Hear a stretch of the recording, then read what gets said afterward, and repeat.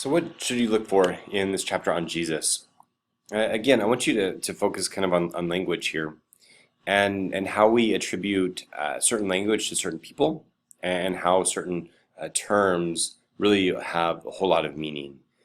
So we try to use language to our benefit, but there are, of course, limits to that language.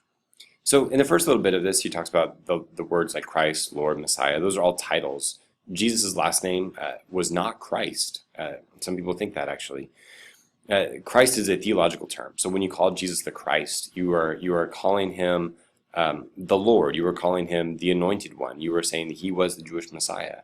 It's also a political statement too. To call Jesus the Christ is to say that the emperor was not.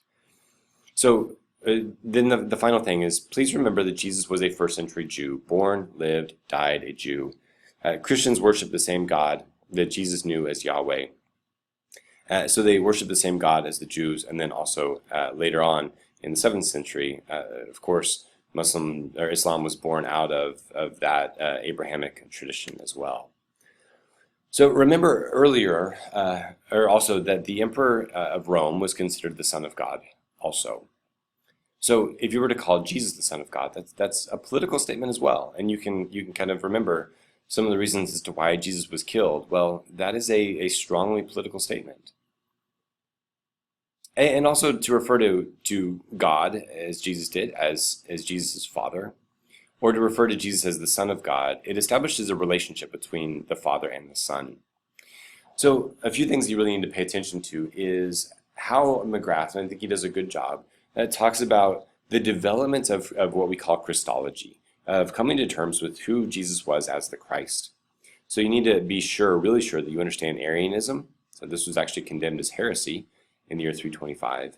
And then you also need to understand Athanasius. But he's going to talk about Docetism and some other ideas of the first 300 or 400 years as well.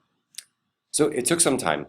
Here's kind of what I want you to really understand from this, is it took a lot of time for the tradition to come to terms in a very, very, very thoughtful and very academic way who Jesus was. So they said there were a few basic points. Salvation can only come from God.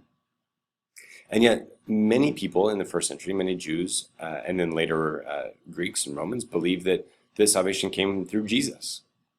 And so the questions were like, was Jesus divine? What was his relationship with God? Was he human? What was his relationship with humanity? And how was he both? So be sure you really, again, appreciate and come to terms with the way in which language helps us and the way in which language is also limiting as well.